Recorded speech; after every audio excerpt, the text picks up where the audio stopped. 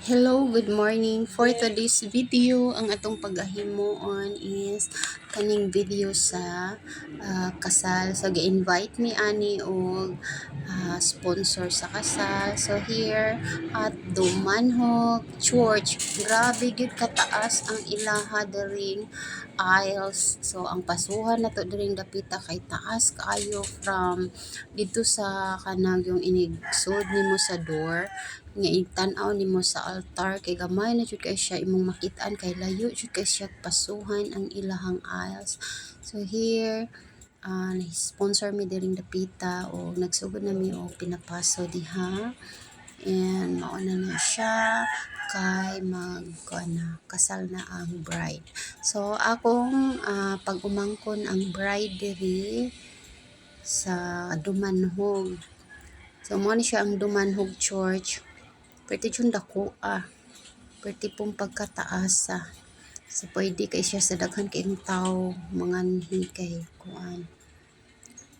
Kay pwedeng kadako sa ilang kuan. Then diha sa babaw, diha ang ilang MC, diha ang ilang choir, diha ibutang sa babaw ang mukanta. Diha pod ang mag-MC. So dinhi is magpaso na mi dinhi sa aisles kay giuna magpapaso ang mga sponsor. Then mo na ni siya mga kasunod, ang mga kanang bearer, bata, flower girls, and mga bridesmaid. Magsunod na nauna pa ang bride. So man siya humnon lang nato na siya og watch kay ari na punta sa unahan. So mao to siya ang ilahang photographer. So ana sila gikuhang videographer o photographer dinhi.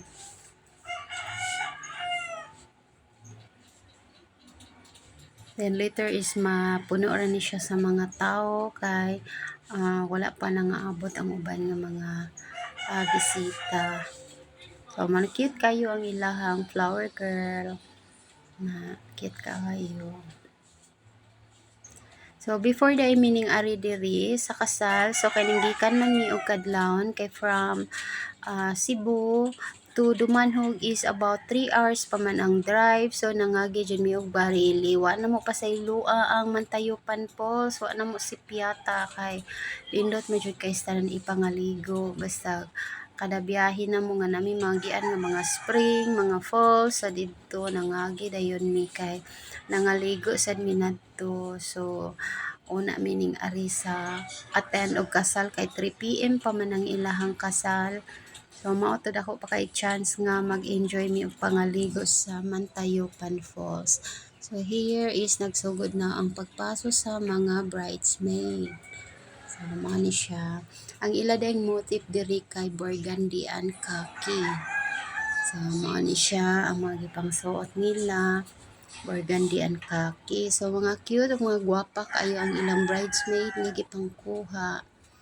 So makita ni nato ron dito sa party after aning wedding. So dinhi daghan sa ni sila bridesmaid nga gikuha. Muna siya nga taas gid nga oras atong kailangan diri, advance gid siya kay alas 3 ang kasal, which is 2, alas 2:30 nagsugod na jud og paso sila kay aron nga dili ma-late sa oras na naana ang pari. So mo sige na siya sakto, no, dili jud ta magpa-late sa schedule kay luisid kayo kung ang pari pagid mo ipa waton na kuan ba ang uban ba ang pari kay stricto ba kayo. So may gani kay kuan diri is wala jud na late and prepared ang tanan. So ano ni sa dugay pa kay nangahuman kay daghan man kay sila bridesmaid, so daghan pa kay sa magpaso-paso diri guys. So ano lang ni patulan ng huwaton gyud.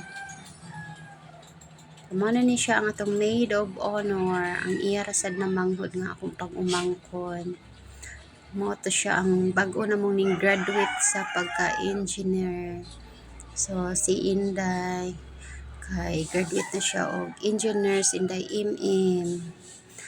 And here is mga sponsor na kuan ning paso.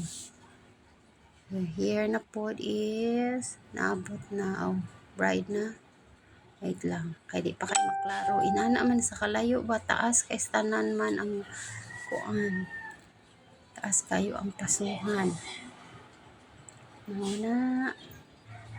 Wow, finally ang bride na good morning paso together with the parents. Together sa akong igagaw. So si Inday Lisil, mo na siya ang akong igagaw. Inday Lisil Kanyeti. Mana akong igagaw. Unya, iyahang gihatod ang iyahang anak. Kasi na iyang anak, maano si Inday Grace. So, graduate na sad na siya og maestra na siya. So, congratulations, gyud double ang celebrations kay mga graduate na ni sila tanan. Unya now, allowed na gid ang ginikanan nga ipakasal na iyang anak kay kuan man. Nakahuman naman gid sa ilahang mga ipangandoy sa kinabuhi. And here is the bride. Nana jud ang bride nagpaso na gyud, grabe kataas gid ani ilang aisles nga pasuhan perting taas. O nagpaso na siya kay kuhaon na sad na siya sa iyahang groom. Okay. Kataas pa jud ani ding video. So diara ning paso na ang groom kay kuhaon na niya ang iyahang bride. So mao na siya. Diri sa video is dili ko siya maklaro kay nihilak day na ang iyahang groom. So ina naman siya na no sa mga true love. So emotional ang iyahang groom, nihilak siya. So from the heart gyud kinasing-kasing ang iyahang gyud nga pagpakasal sa among pag-umangkon. So thank you kay Dudong. So mao na siya si Dudong Chris Barry. Okay, then long gown ang iyahang gigamit, long trail ang iyahang bridal gown. So mana na diha ang ilang altar. So dinhina. O naghuwat na mi kay maut ang pari ug sugdanan na ang ilahang kasal. So diri dapita is nag-video lang sa mi sa palibot. So may nana kataas dako kay lang simbahan no. So mao na to human na sila pinirmahay and diring dapita is mugawas na ang bride o gibantayan sa ihang mga bridesmaid pero kay ning uwan na ni diri na blessings rasad to na nakay na to ang uban na mga bridesmaids so maura to sila ang nabilin adto nga ning sayaw. And now at the venue there is a private resort sa ila ra pud ni nga iyaan ang private resort. So mao ni diri na minag party. So gisugdan na ang party and diri now niya mga bridesmaid ipasayaw sila. Birthday na jud diri alegriha lingawan na jud. And manasad ni ang ato ang mga groomsmen. Alegri kay tanan, lingaw kay tanan. Ug mao na siya na-captured sa ako ang video kay wala na nako nga video ang uban pa kay nagsugod naman ang party ug nang lingkod na sad mi nga mga sponsor didto sa suwad sa mani atong bride gidance gid siya sa iyahang bana. So bana na gina siya, matawag na gina siya og bana kay pirmado na sila sa simbahan. Okay, mao ni siya nga nang gikinahanglan gid kaayo nga magpakasal ang manag-asawa kay parang ma-blessings ang inyong pagpuyo. Dili lang kay kasal-kasal, magpinirmahay, ma-blessings gid ang inyong pagpuyo. Dinha ninyo masabtan nga unsa ka kanindot nga magpakasal gid mo. So gikinahanglan nga kaslon jud mo kay ma-bless mo sa inyong pagpuyo. So, mao ni siya ang parents. Okay? So, mao ni siya ang full video bitaw. So, mao ni siya mga nang-captured o ready na diri sa ato ang pa-party. Og mao day tuwa jud nagpa-akansi ang lechon ning apil sad gyud og kuan ang lechon.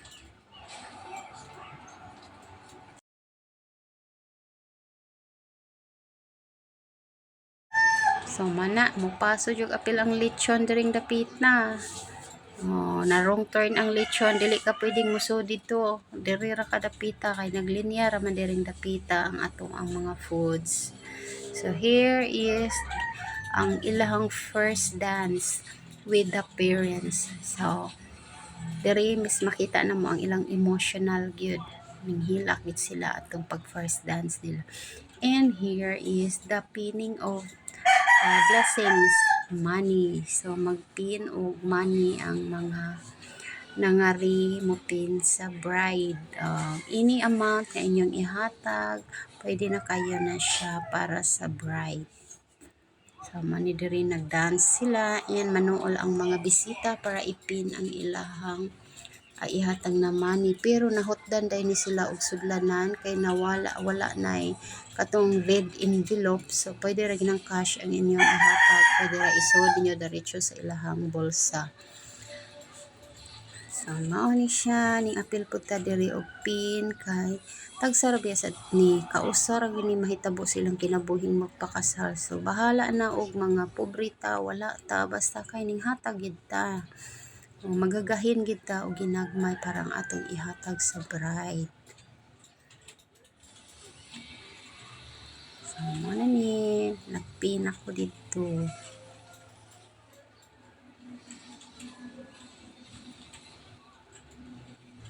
Mao day ni ang ako ang giandam nga regalo, ang atong air fryer.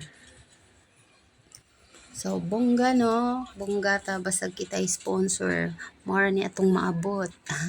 Pero mahal sad ni guys ha. Mahal ni ang air fryer. Kaya pwede man ni lechonon ang inyong manok diri isod. Sama na siya ang akong gihatag nga bongacious nga regalo sa kuang kisponsoran. Sama na to. Thank you for watching sa mong video.